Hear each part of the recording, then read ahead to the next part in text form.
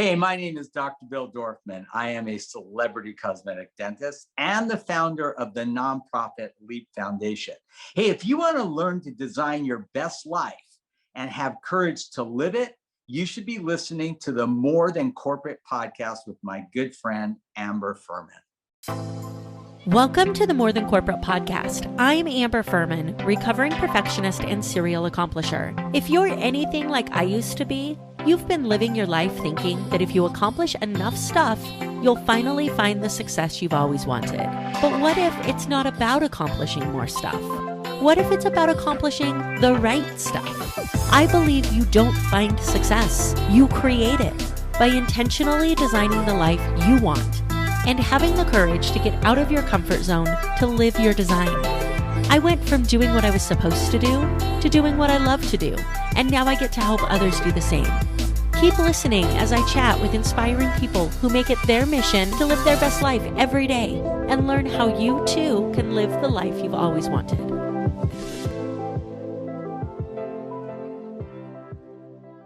Welcome back to another episode of the More Than Corporate podcast. I'm super excited to have Dr. Bill with me today. How are you doing today? I am excellent. How are you doing, Amber? I am doing well. I'm so thankful that you were able to jump on the phone with me. I know that, or I guess on Zoom with me. I know that you are super busy. So thank you for making the time for this to happen. You know, I invented Zoom. Did you really? I like it. Yeah. Let's go ahead and jump into your history here for just a minute, because you have some really cool stuff going on. Celebrity dentist, like when you're growing up, does one say, I want to be a celebrity dentist? Like, how does that actually become a career for you? Well, I think the career is dentistry. Okay. The specialty is cosmetic dentistry. And when you're situated in Century City, which is essentially Beverly Hills and Hollywood and all that, it's not a far stretch to become involved with celebrities. Now, to become actually a celebrity dentist was a culmination of a lot of amazing things all kind of lining up and happening. I know we're going to talk a little bit about my LEAP Foundation, which is a nonprofit motivational leadership program I do for high school and college kids a little bit later. But the two things I really try to instill in these students who come and they're age 15 to 25. And I feel like, I mean, there's a lot of things I want them to walk away with, but if I can only get them to embrace these two, I feel like I did my job. And I feel that this is probably a lot of the reason how I became so successful in my career. Number one, don't wait for opportunities, make them. If I meet another millennial who tells me they're waiting for the universe, I just want to scream and say, we have a pandemic going on. And to be honest with you, the universe really doesn't care about you. So get out and make stuff happen. I mean, one of the big differentiating factors between successful and unsuccessful people, successful people get stuff done. They don't just think about, they get stuff done. And number two, when you do get an opportunity, Amber, don't take it. Ooh, interesting. Master it. Ooh. Right? So here's the thing. One of the biggest breaks in my professional career was when ABC put me on Extreme Makeover. It was the birth of reality TV. And we didn't know where this was going to land. You know, I mean, there was no protocol. There were no rules. I mean, it was really the frontier. And, you know, when I got, you know, put on the show, dentistry, no problem. I mean, I'd already been doing that for, 20 years. TV, I stunk. I mean, like I was not born for TV. I would say I was actually born to be a dentist, which is a weird thing, but I mean, dentistry just really came to me. And it's the thing that I really feel so passionate about and so comfortable doing, but not TV. And when I watched the first 2 or 3 episodes of Extreme Makeover, I was so horrified at how bad I was. I was expecting a phone call from ABC saying you're fired. But at least I was smart enough to know I was bad, and I did something about it. I took acting classes, hosting classes, teleprompting classes. I hired the woman who worked with the kids on American Idol and taught them how to interview, where we sat in a room and we did mock interviews with real interviewers, and she beat me up and, sit up straight, look this way, and I literally learned how to do what we're doing right now, because this is not a natural thing for anybody. And, the payoff was unbelievable. When we started Discus Dental, I told you at the beginning of this, I invented Zoom. Yeah. Zoom tooth whitening, not video conferencing. Of course. Right? So when we started Discus Dental, there were so many skills that I didn't have that I needed. For instance, we sat in our first board meeting and they're going over the financials of the company. And I felt like a complete idiot. I didn't understand what EBITDA meant. They don't teach you that in dental school. They teach you endos and perio. And, I didn't know what this was. So instead of sitting there and not being able to contribute, I was proactive. I went back to school. I went and I took courses at UCLA in the evening on accounting and business and all the things I didn't understand, because my goal has always been to be the best version of me that I could be. And it's okay to realize that you're not good at something, but then do something about it. Yeah. There's so much that you said that's amazing that I want to dig into, and I don't even know where to start. It's so fantastic. Let's start with the universe doesn't care about you. I love this so much. And here's why. I grew up in Idaho. I actually have not seen the ocean until 2019. That's the first time I ever saw the ocean. And I remember going kayaking on the ocean. And I've always been this person that's like, oh, the world, like the universe, that person, right? The universe cares about you. And we were ocean kayaking, and I came back going, if you want to know how little you really are, go sit on a kayak on the ocean and just look around for a minute, and you will realize just how much is out there that makes you, and people look at me when I say that and they're like, Amber, that's an awful thing to tell people. And I'm like, no, it's what people need to hear. Go make what you want to happen, because you're really small in the grand scheme of things. You really are. And, it's like these kids at LEAP come up to me and like, Dr. Bill, what's the secret of success? It's not a secret. Work your butt off. That's the secret. Hello, it's like they want to take a pill. They want to become Insta famous, No, every successful person I know works really, really hard. Yeah. You may not see it, but I don't know anybody who's incredibly successful that doesn't work hard. And I'll tell you something else. You can right now, today, you can say, for the rest of my life, I will never fail. Because I never fail. Yep. I will never fail. Well, what do you mean you'll never fail? Here's the thing. If you do something and it doesn't come out the way you want it to, it's not failure. It's practice. Change your perspective. That's practice. And then you do it again and again and again. And guess what? If it doesn't come out the way you want, get a mentor. Go online. Read something. The definition of insanity is when you continue to do the same thing over and over again and expect a different result. It ain't going to happen, right? Figure out what you're doing wrong, and so much of success is mindset. We've all heard the saying, practice makes what? Well, the saying is practice makes perfect, but that's not right. Real. But the actuality is practice makes permanent. Yep. Not perfect. So you keep practicing the wrong way and you're going to get really good at doing something the wrong way. And the reason I won't fail is because you really only fail when you quit. So if you're committed to something and you don't quit, all these unsuccessful attempts are not failure. It's a lot of practice. And sometimes you got to practice a lot before you get what you want. But eventually, if you stick in there and you change things and you get guidance and you find the right path, you will succeed. Yeah, I love that you brought that up, because there's this section of the entrepreneur community that celebrates failure. And while I understand the concept behind it is exactly what we're talking about right now, you don't fail until you give up, there's a piece of that that's missing. And this is something that people really need to hear. And that's the analysis that you just talked about, the adjustment, the going back, the learning how you did it differently, the reflection afterwards. Otherwise, you just keep failing over and over and over and over again.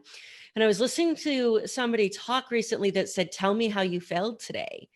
And I was like, I don't want to tell you how I failed today. I want to tell you what I learned from my failure. Like, stop telling people to tell you how they failed and ask them what they learned from it. Exactly. I wouldn't even answer that. I would say I didn't fail. Yeah. I'm practicing and I'm getting there, but I did not fail. And really everything is about your perception. Your perception is your reality. And you know what? You need to stop beating yourself up. Most people say meaner things to themselves than they would ever allow anybody to say to them. Yes. Stop it. Be nice to yourself. Say nice things to yourself. Oh my gosh, you have me all fired up. I could have this conversation all day. I love the stuff that you're saying right now. There's a couple of things that you said that I really want to hit on, because I think that especially in the highly educated post bachelor community, you go to school, and then you think there's going to become a time where you stop going to school and you just live your career, right? Whatever that ends up being. And you talked about practicing dentistry and then getting into this new area with TV or business and realizing that you had skills that you needed skills that you didn't have, and going back and learning those. And I feel like so many people think, okay, if I just spend these 10 years in school, then I'm done learning and I can go live my career and I'll be good. And the idea that you're always learning and you're always getting skills is something I think gets missed in today's education structure.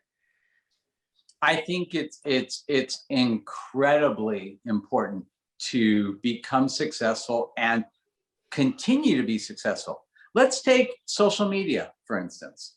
No, let's take porcelain veneers, okay? 90% of my revenue generated as a dentist today is from doing cosmetic dentistry, pure cosmetic dentistry. This is not like I need a root canal. This is like, hey, doc, I hate my teeth. Can you make me look good, right? None of these procedures were around when I graduated dental school. I've been practicing 40 years. They didn't have porcelain veneers. They didn't have implants. They didn't. So how would I be doing what I'm doing if I didn't continue to learn and learn and learn? And it's not just didactics, it's social media. I would say the lion's share of my new patients now come from social media.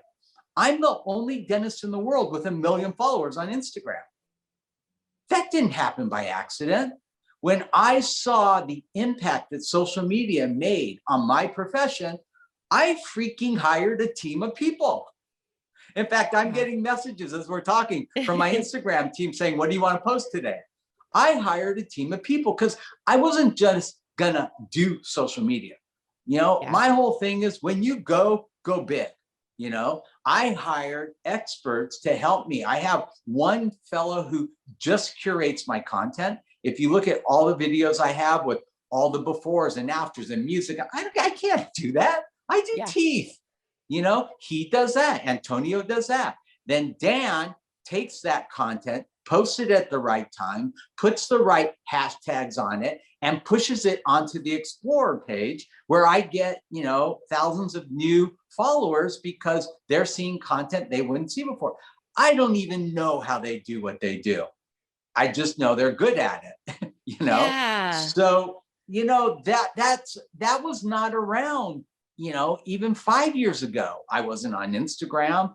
So you have to continue to grow and learn, and I mean, just to make the most of every opportunity you have. When we started Discus Dental, eventually we became the largest tooth whitening company in the world when we sold, right? We started that company, our first year in business, we did $2 million in sales. That blew my mind. I never thought I would create something the next year, 4, 8, 16, 30, I mean, on it. And then we hit this plateau at about 64 million. There were Crest White Strips and all these other products that came to the market that we were competing with, and we just couldn't get over that hump. And then Extreme Makeover happened. I went on that show, and I went on there with gusto. I'll tell you something that very few people know. Every single person on that show got paid but me. Oh, wow. The plastic surgeons, the hairstylists, the weight trainers, the nutritionists, every single person but me. Why? I tell kids at LEAP, there will be life-defining moments. Sometimes you plan them, sometimes you don't. Sometimes you just look back years later and say, wow, that was a life-defining moment. We shot a pilot. ABC gave me 3 patients. They said, Doc, you invented Zoom, do Zoom. And I did. Whiten their teeth, reshaped them a little bit. They had some plastic surgery, blah, blah, blah. Pilot airs, blows out of the park. Like ABC was so thrilled. It was one of the highest rated pilots they ever had. In fact, it gave birth to Extreme Makeover Home Edition and. So we get picked up for 22 episodes. First patient, first episode of the season, she needs 20 veneers. Now at the time, I was charging $1,500 a tooth. So that's a $30,000 case. Mm-hmm. So I send the invoice to ABC and they freaked out. And I get this frantic phone call like, Dr. Bill, what? Like, we had no idea that dentistry was this expensive. We did not budget for this at all. I said, well, what do you want me to do? They said, well, can you do 3 veneers? I'm like, 3? Like what, every other tooth? No, I can't do 3 veneers. And they said, well, what are we going to do? I said, I'll make you a deal. I'll do all the dentistry for free under the following conditions. Number 1, I'm the only dentist. I don't want them to find some other guy in there that'd be a hack and then people would like confuse us. I figure if I'm doing it all, I own it, right? Number 2, you need to highlight Zoom in every episode. I owned the company. Yeah. Like I figured this was good pay. Like I didn't realize how good at the time, but I figured it could be good, right? Number 3, I didn't want to get stuck with a $15,000, $20,000 lab bill. So you need to mention Da Vinci veneers. And I had an agreement with the lab that they would do the cases for free as long as they were mentioned. They said, fine. Now that would never, ever, ever happen today on reality TV. And it's interesting because you took an opportunity where most people would have been like, well, here it is. Like, these are your choices. I don't know what to tell you. And you said, let's find another solution that works for you. And very well may have worked out better for you in the long run than if you just got paid for a job and went. Where we have so many people that exchange time for money and don't think outside the box. Let me tell you how well it worked out, Amber. The first year, we went from 64 million to 101 million in sales. I'm in a little jump, just a little bit. The next year, we went to 136. And the last year we were on the show, we did almost $200 million in sales. We virtually grew Discus Dental from 0 with no investors at all to over $1.3 billion in sales before we sold it in a strategic sale to Philips, who now owns Zoom. But it was a beautiful, beautiful story.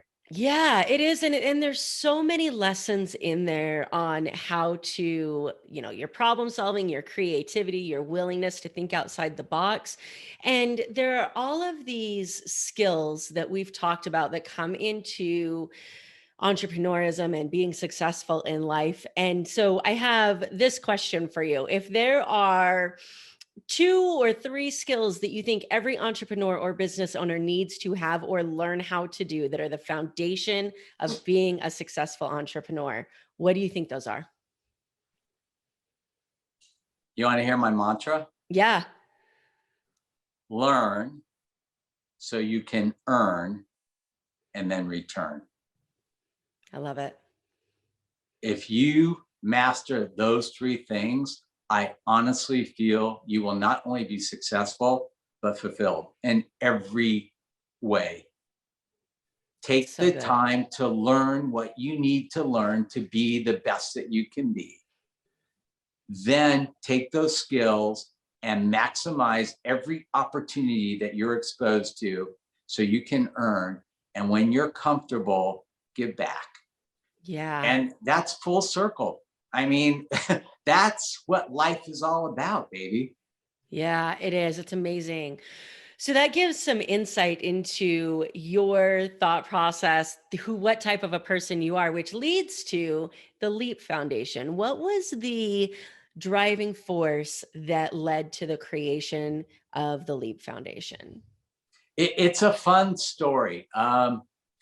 There was a man named Walter Haley in Hunt, Texas. Walter Haley was an insurance salesman, and his nickname was Itsy Bitsy. He was a little powerful dude, right? And most of Walter's clients were dentists. And he soon realized that they had no idea how to run a business. They went to dental school and they could drill teeth, but they did not know how to run a business. So he started a little company with his partner, Steve Anderson, called Dental Boot Camp. And Dental Boot Camp taught dentists how to practice dentistry and make money, which was kind of a bad thing to say back then. But it became incredibly successful and a little freakishly cultish. And people who attended this said, these skills are so valuable. I wish we could teach them to my kids, not to become dentists, just for business knowledge. And so they started a program and they invited mentors to come and speak to kids about the secrets of their success. Well, I had such an amazing career as a dentist. I mean, literally, my career has exceeded every expectation I ever had. They asked me to come as a mentor and speak. And I did this for several years. And then, unfortunately, Walter passed away. He was in his mid-80s. And I thought, I love doing this. I love teaching these kids skills to be successful. I mean, at the time we were working with Walter's company. We did something called Smiles for Life campaign with Garth Brooks and all these dentists in the Crown Council. Dental Boot Camp became Crown Council. And we raised like $44 million for children's charities. And so we were working with these guys. And, I thought, this can't die with Walter. And so I revamped it with Steve Anderson, who was Walter's business partner. Steve's my age. And we made it a nonprofit.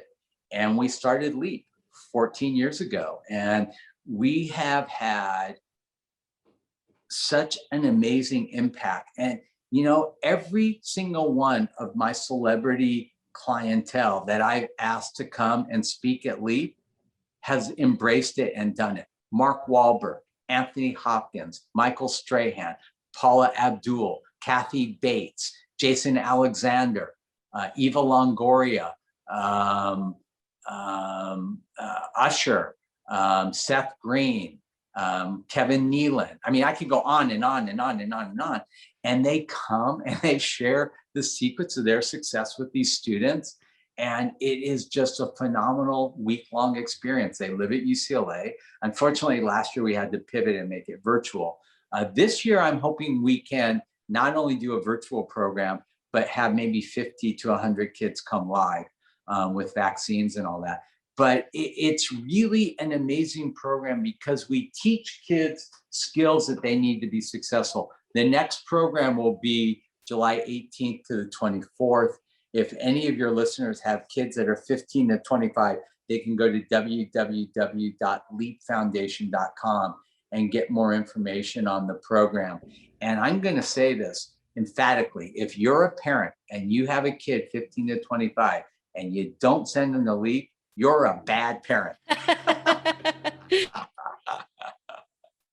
I like it. I like it. So with the LEAP Foundation, what I love about what you said so much is what I see so often is people looking at somebody that they see as a celebrity that they've put on this pedestal of, oh, it happened for them because, or this could never happen to me, or I could never have this kind of success.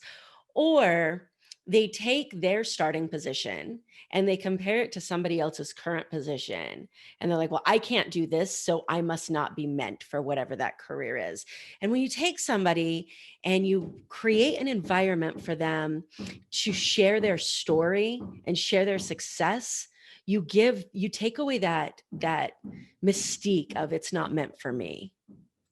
Well, yeah, that's another thing I talk about at LEAP is we compare our darkest, deepest insides to everybody else's bright, sunny outside, and, these speakers who have come and spoken were so dynamic and so powerful that I started my own podcast. It's called Meet the Mentor.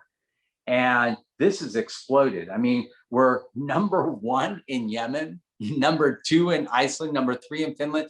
And the category I'm in for my podcast is family. There are 47,000 podcasts in that category. I rank in the top 90. Oh my gosh, that's amazing. Congratulations. Well, it's amazing because of, I have Mark Wahlberg. I mean, it's not me. It's these guys. But, Mark talked about his life as a gangster, as a hoodlum. He went to jail. I mean, this, talk about full circle. But, Anthony Hopkins battled alcohol. He almost lost his entire career and is a very strong advocate for AA. Paula Abdul was, we don't know this, but Paula was in a really, really severe plane crash and almost died. People, it was a small, private plane. Half the people on the plane died.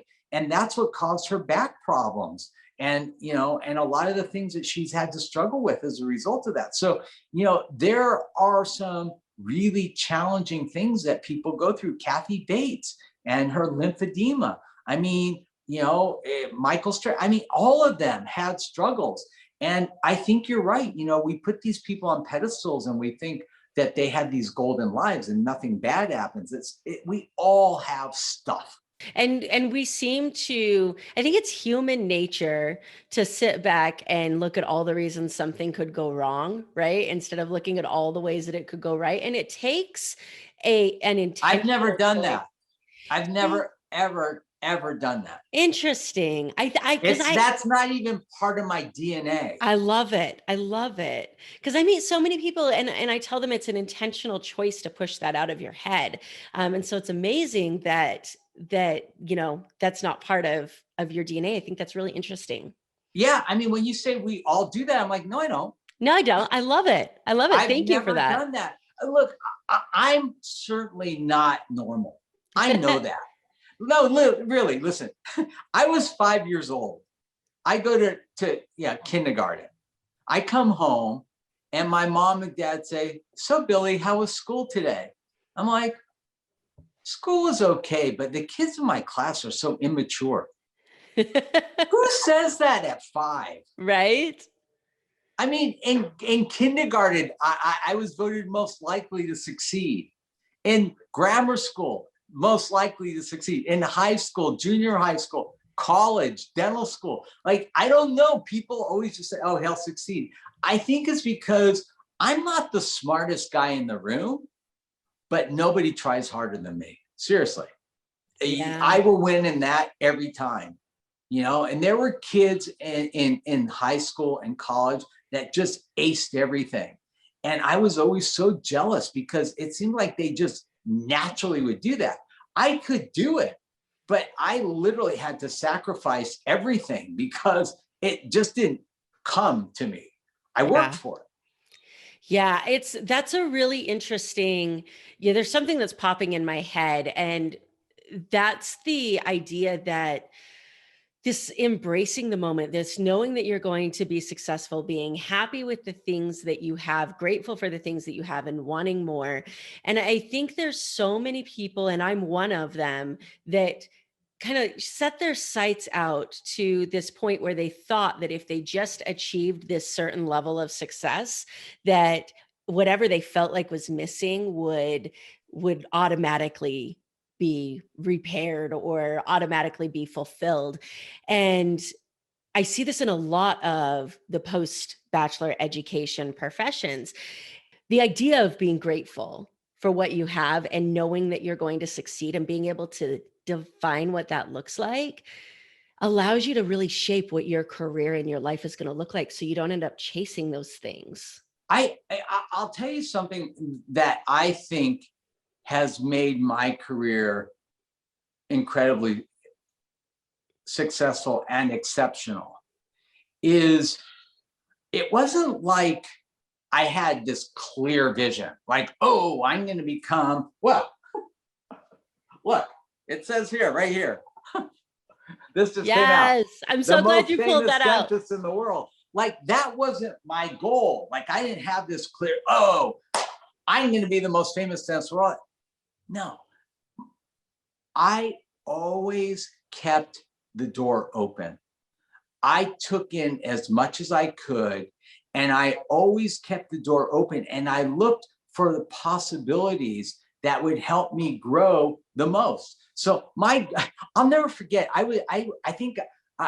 so I graduated dental school, and this is a fun story. I went and I did a 2-year residency in Switzerland, okay? There were 400 applicants for one position. Why would they pick Dr. Bill Dorfman, who had 0 experience and couldn't speak a word of French? You want to know why they picked me? I do.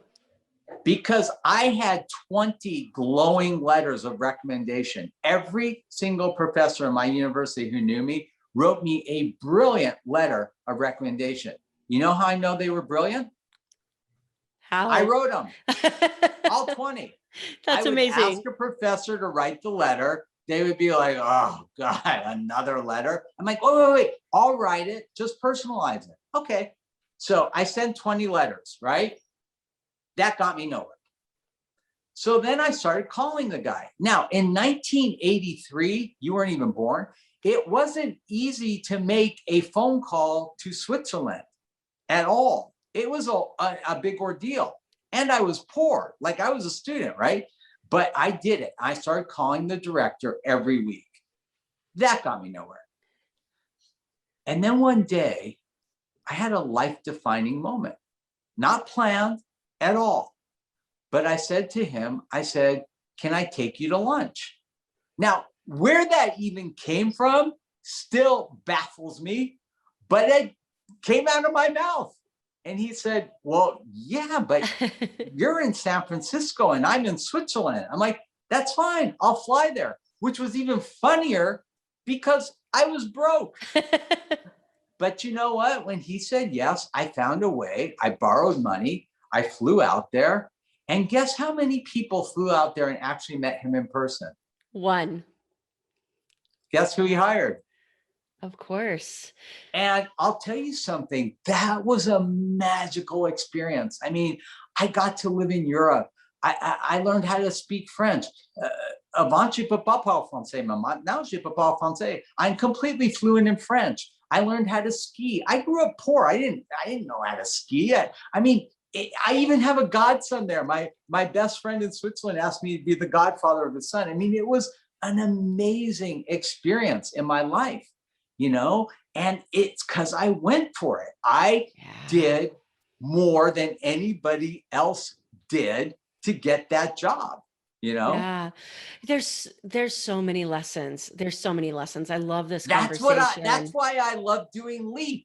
Yeah. I keep spitting all this stuff out for these kids I and they know, love it. right? Like I love it. I love it. And You know what my next goal is? yes, I do want to know. Masterclass.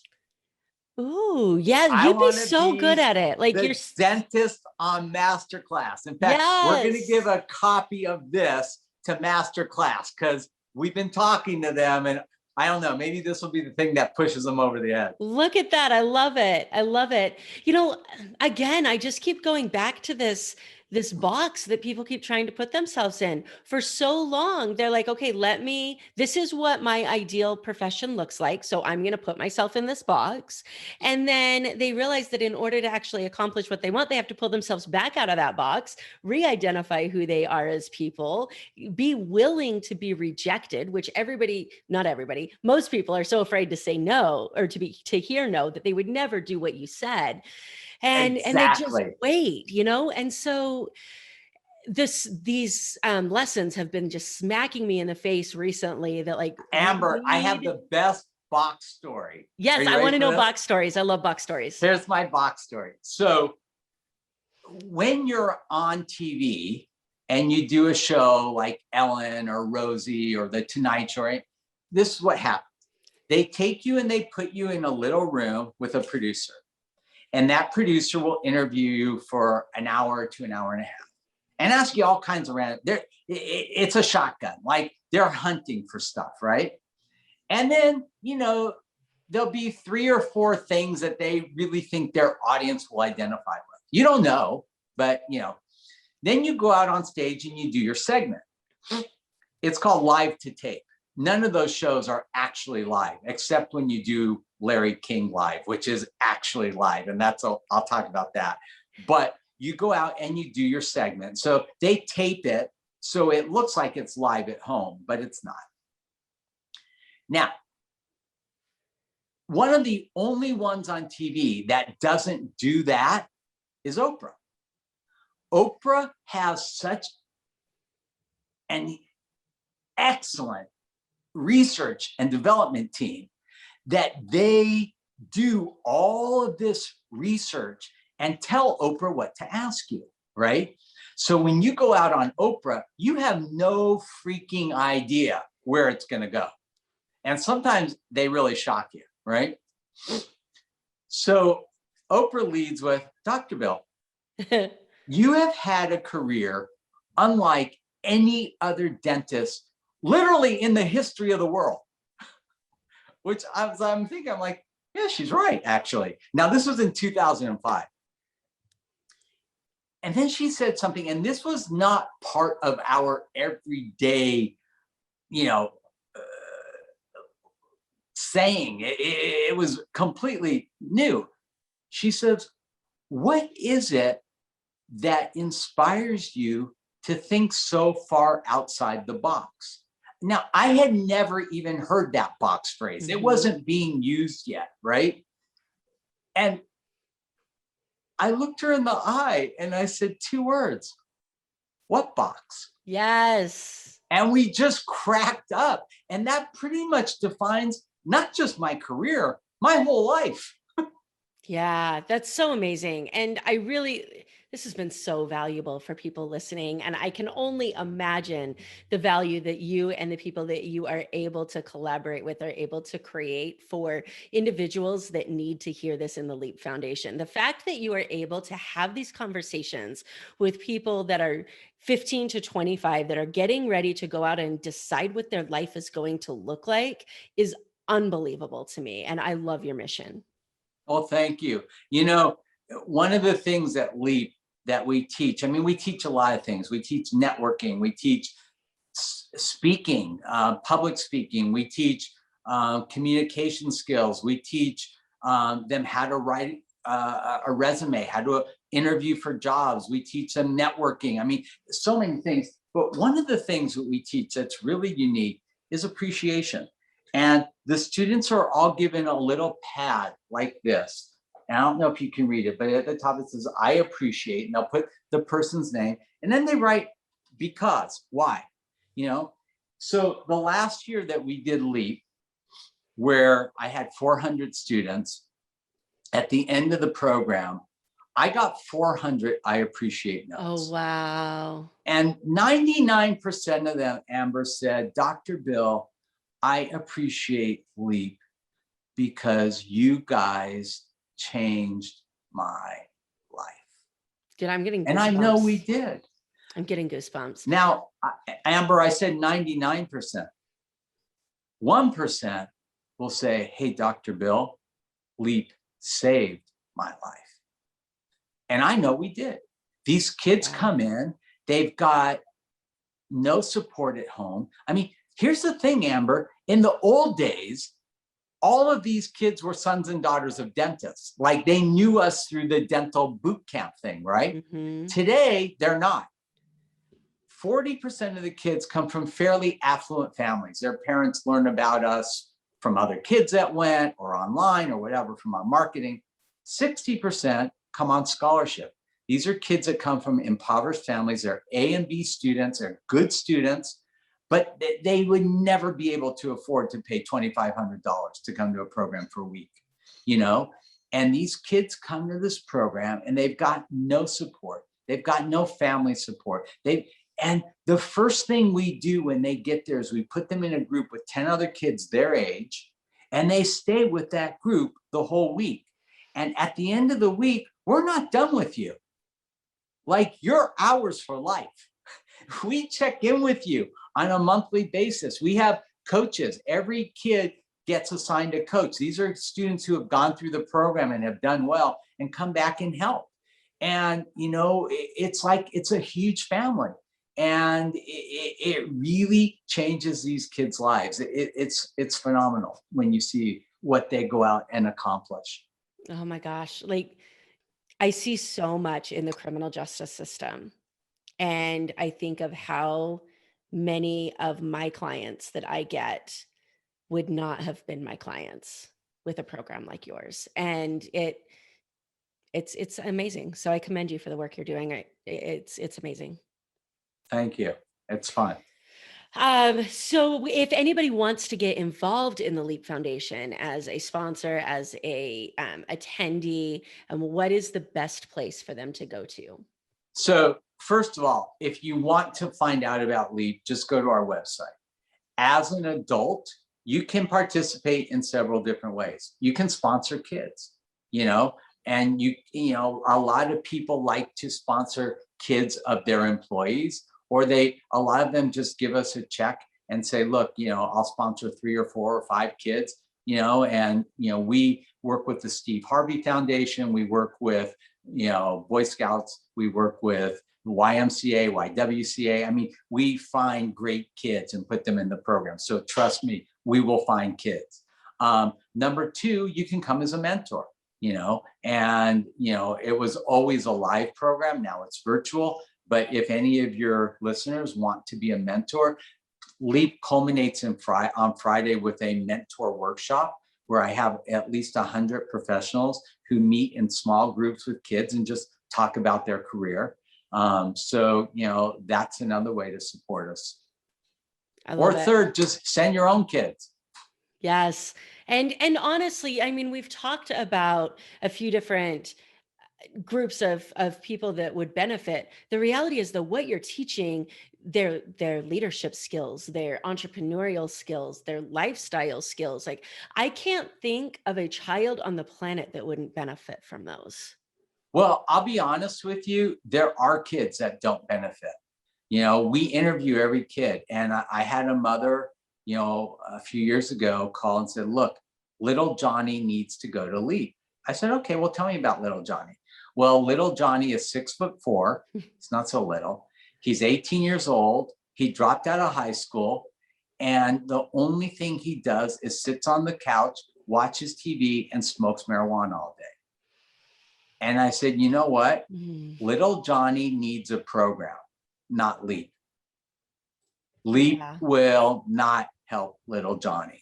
I can't fix in 1 week what went south for 18 years.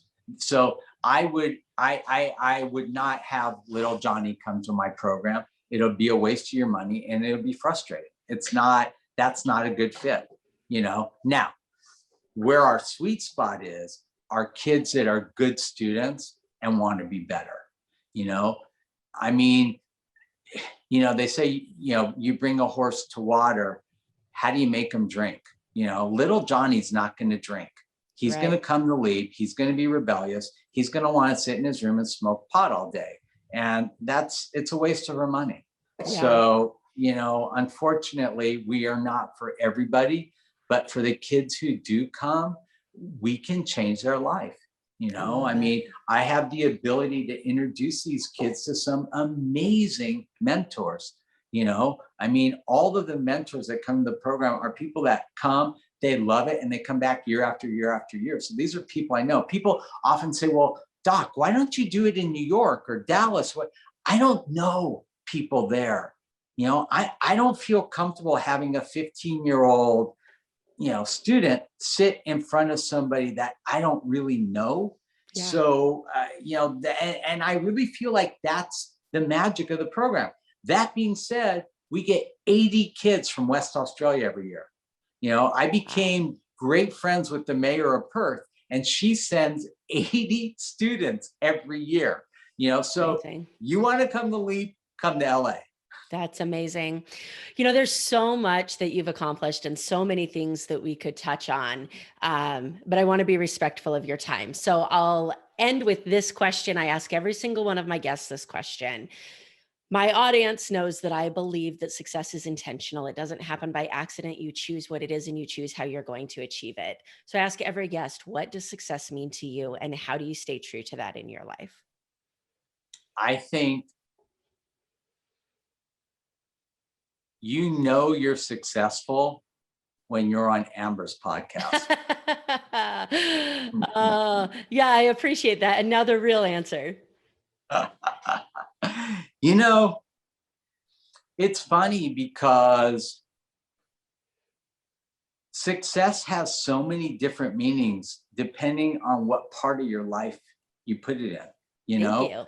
Yes. I mean, look, you can be an incredibly successful businessman or woman and be a really crappy mom or dad. So are you successful? Yeah, I love it. You're speaking my language. I love it. So, I think a big part of real success also encompasses balance. Yeah. I mean, what do I do it all for? I've got 3 beautiful daughters and,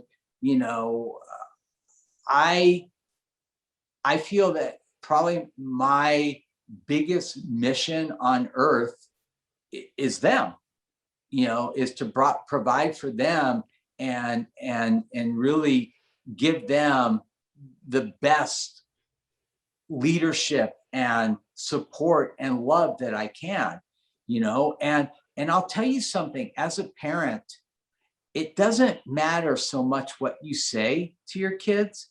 What matters is what you show your kids. You can't stand in front of your kids smoking cigarettes and say, don't ever smoke like dad. It's bad for you. Really? That's the message? And you mean you can't just say, do what I do or do what I say, not what I do? That phrase doesn't work? Yeah. Listen, I grew up really poor. I grew up in Granada Hills, right? My kids grew up in Beverly Hills. The only common factor there was the word hills, right? I didn't want to raise spoiled, rotten brats.